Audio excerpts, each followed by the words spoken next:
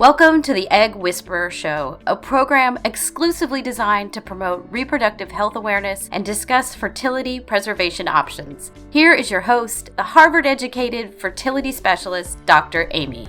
She's known as the Egg Whisperer. Fertility expert Dr. Amy Abazadeh. And you have yet another success story Just launched by an East Bay fertility doctor. Have this information as well.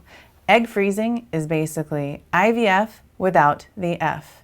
So now that you're ready to use your eggs, you have to ask yourself the question, what the F? So basically today we're going to talk about the effing, and I'm just trying to be funny, but what I mean by that is the fertilization part and fertility. So we'll talk a little bit more about egg thawing, and I'm not going to be throwing any egg thawing parties or anything like that. If you don't know, I started Egg Freezing Party in 2014, but I do talk about the importance of understanding the steps that I'm going to talk to you about tonight before you thaw your precious eggs. So sit back, watch the show. You can chat with your questions. You can always send them to me later as well.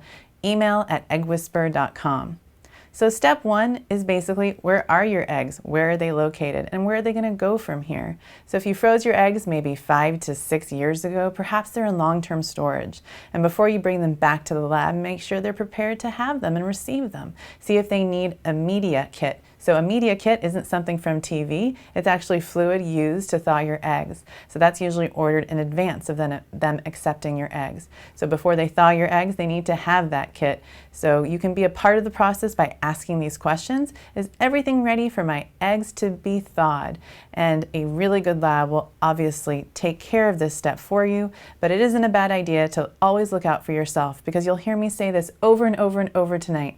Your eggs are precious. You only get one chance to thaw them, right? So get it right the first time. So step 2 is preconception testing. And if you go to tushimethod.com, you'll read more about the Tushy method. But basically, it is so important to do a thorough fertility evaluation, even though you've already frozen your eggs. Don't take anything for granted. Maybe you had an ultrasound 2 years ago. Do it again. Do a cavity evaluation. Check your tubes, make sure that they aren't blocked and you aren't at risk for an ectopic pregnancy before you transfer. Check the uterus, which is the U. Check sperm, which is the S. Check your hormones like your thyroid, vitamin D, prolactin. And lastly, be sure to do a genetic profile and look at your genetics. Do a carrier screen, a reproductive genetic profile, a cancer screen if needed as well. And talk to your doctor and make sure that you've done the right preconception testing and preparation before you jump into trimester 1. So focus on trimester 0, which I call the jump school before you jump out of a plane.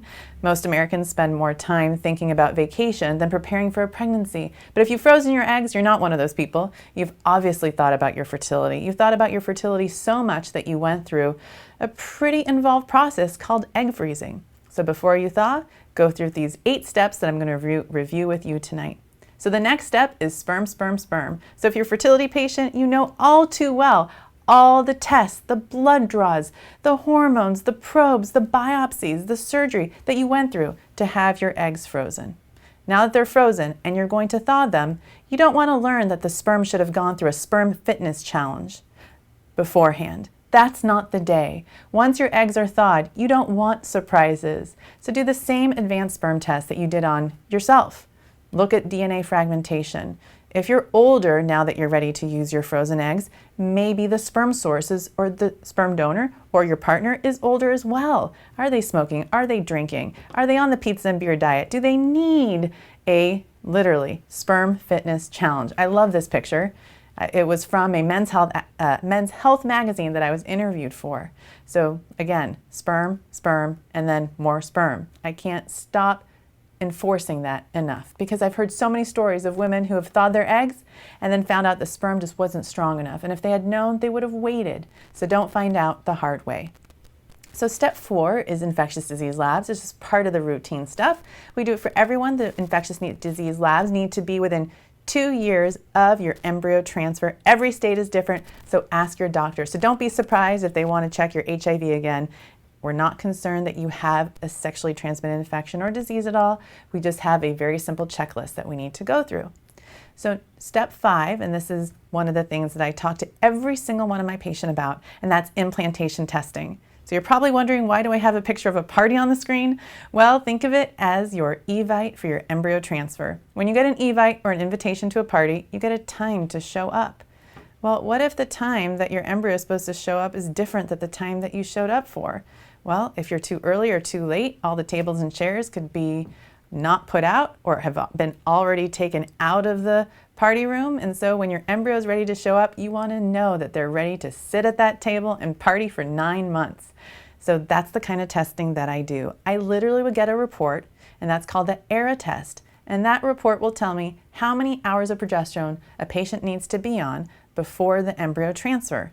So it's kind of like the evite for your embryo transfer. And without it, you may be transferring at the wrong time. And I don't want that to happen to any of my patients who've worked so hard on doing everything possible to give themselves the best chance of future pregnancy with their frozen eggs. So implantation testing is something that I do on all of my egg freezing patients. It isn't just for people who have implantation failure, in my humble opinion. It isn't for patients to do or discuss after they've had a failed transfer. It's something that you do up front because we don't want to take for granted your precious eggs. And again, we want to be sure that you've done everything possible to give yourself the best chance for pregnancy with these eggs. So now, the next step that I go through with my patients is a lesson on embryos.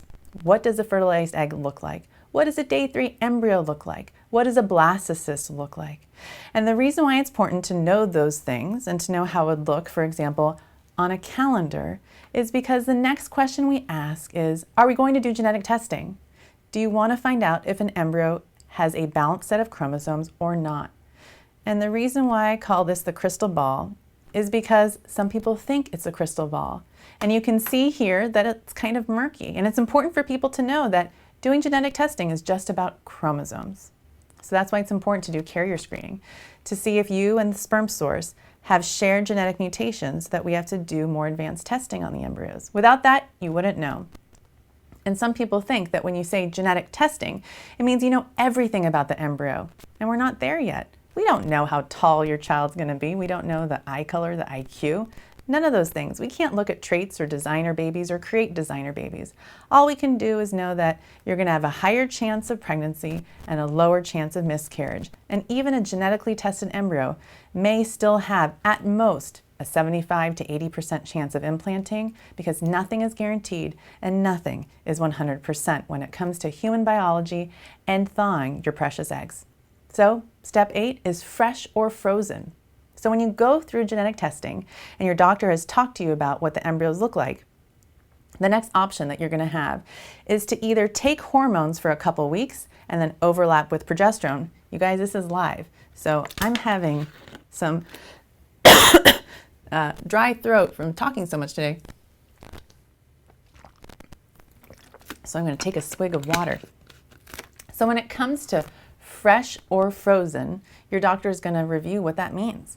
So when you're ready to use your embryos, you're probably going to go on medications. Estrogen for a couple weeks and then overlapping with progesterone for 1 week. So you can basically put an embryo in without freezing it first, or you freeze it and then get your body ready for the transfer. So for my patients, the decision is whether we transfer fresh or frozen really has to do with how many eggs do they have? How old were they when they actually froze those eggs?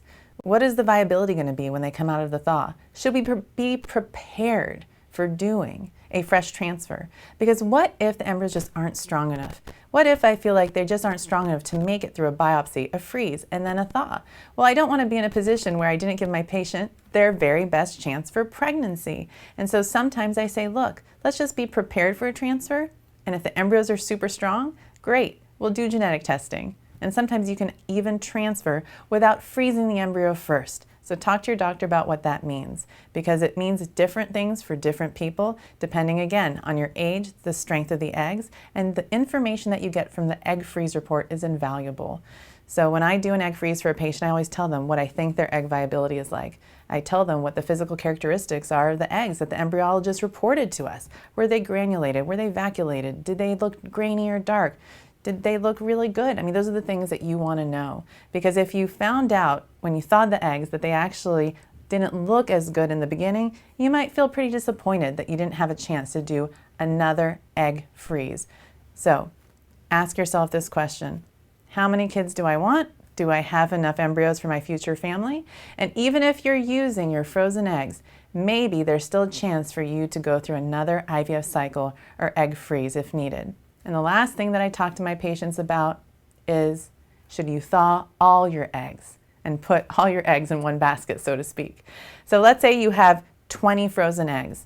Maybe don't thaw all 20. Maybe thaw 5 at first and leave the rest frozen and see what happens, because having unused embryos means different things to different people. So really think through that. Maybe your relationship isn't as stable as you would like it to be. So perhaps don't fertilize all your eggs with that sperm source at this time, and maybe save some eggs for later. So I hope you learned a lot from this show. These are the 8 steps that I talk to all my patients about. So I want this journey when it comes to thawing your eggs to be super smooth and easy, and you feel like you've been informed, that you've had all your questions answered, and that you're giving yourself the very best chance. And you never look back and say, I could have done things better. If you go through these 8 steps, you literally can't ever say that you didn't give yourself your very, very best chance. So thanks for watching the show. Go to my Medium account to read my blog articles, my website, my YouTube show, and as always, you can always find me on social media and message me on Facebook, or just email me at email@eggwhisperer.com. You guys have a great night, and I look forward to seeing you next week. Welcome to the Egg Whisperer Show, a program exclusively designed to promote reproductive health awareness and discuss fertility preservation options. Here is your host, the Harvard-educated fertility specialist, Dr. Amy. She's known as the Egg Whisperer. Fertility expert Dr. Amy Abazadeh. And you have yet another success story. Just launched by an East Bay fertility doctor.